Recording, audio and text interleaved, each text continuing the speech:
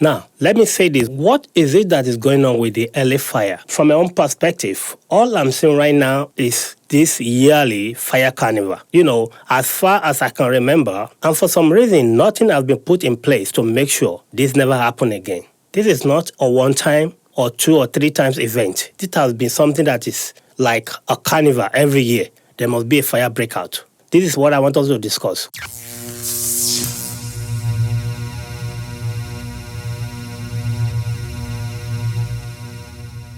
Alright folks, so you're welcome back to the channel. This is The Perspective with Lofingade on Escape Attitude Radio Podcast. If you find any value in this video, please do share, like the video. If you're yet to be a subscriber, be part of the channel. Subscribe, alright? So guys, let's dive in. Like I said earlier, as far back as I can remember, fire has been breaking out in LA. And for some reason, I don't know why this has been so that every year there must be a fire carnival in LA. And this is so sad that a lot of people are losing their property. Some are losing their life in this event that occur yearly in LA.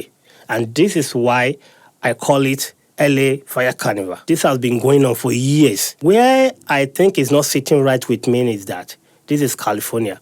Are you saying that we don't have enough technology in this country that can be put in place that will be a fire deterrent? There's a lot of things I do not understand when it comes to this fire outbreak, that the damages will go into billions of dollars. How much is too big to spend when it comes to saving people's life? Or how much do you think is too big to spend in preventing fire outbreaks so that people don't die, so that people don't lose their property? How many gallons of water do you think is too much in damping all those areas that are prone to fire outbreak? Are you saying that there's no way that we can get a preventive measure that can be put in place to curb and, make sure that it does not spread more than necessary, or it does not spread more than where the fire outbreak actually occurred? I think this is something people need to think about if you live in LA, that why do we have fire carnival every year that claims life and property and nothing, no preventive measure put in place to make sure this never happen again?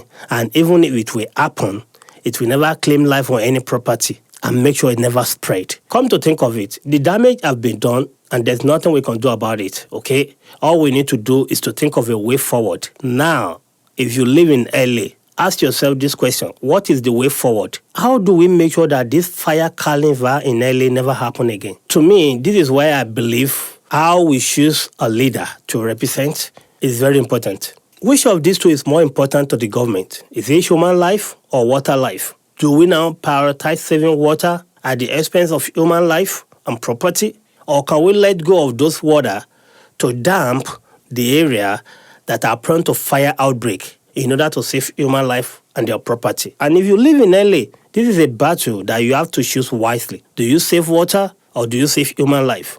Or maybe we should just agree that it's a fire carnival that needed to happen. I would like this conversation to continue by leaving